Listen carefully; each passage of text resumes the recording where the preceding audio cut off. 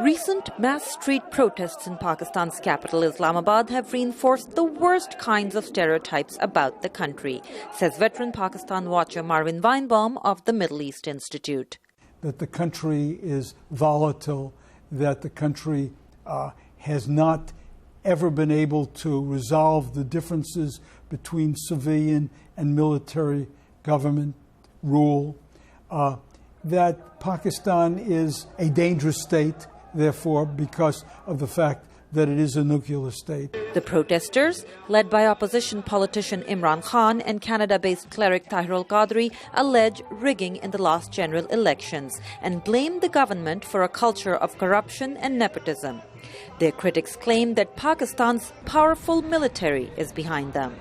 The military has ruled the country either directly or indirectly for most of its existence and is widely believed to control its foreign policy. While Pakistan grapples with its internal turmoil, the South Asian nation is losing opportunities that were likely to come its way, says former U.S. Ambassador to Pakistan Cameron Munter via Skype. And the more unsettled a situation you have in the international media, the harder it is for international investors to take advantage of what could be a very advantageous situation in Pakistan.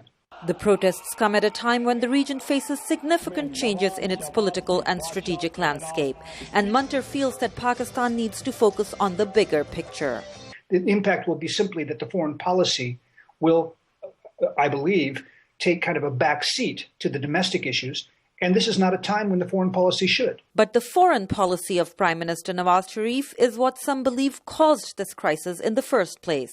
He's seen to have made too many friendly overtures towards India, and that supposedly made the military unhappy.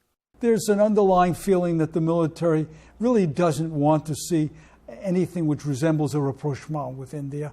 Meanwhile, the United States is counting on stability in Pakistan, both for its withdrawal from Afghanistan and for the long-term stability of the region.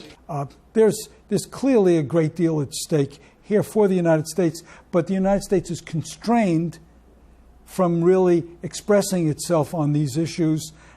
It can only use what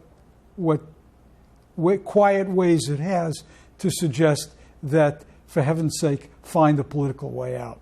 Last year's general elections in Pakistan and the peaceful transfer of power from one civilian government to another had raised expectations that Pakistan was on its way to becoming a normal democracy. The recent turmoil has shattered some of those hopes and reinforced the idea that Pakistan has much work to do to balance its civil-military relationship. Ayesha, Tanzeem, VOA News, Washington.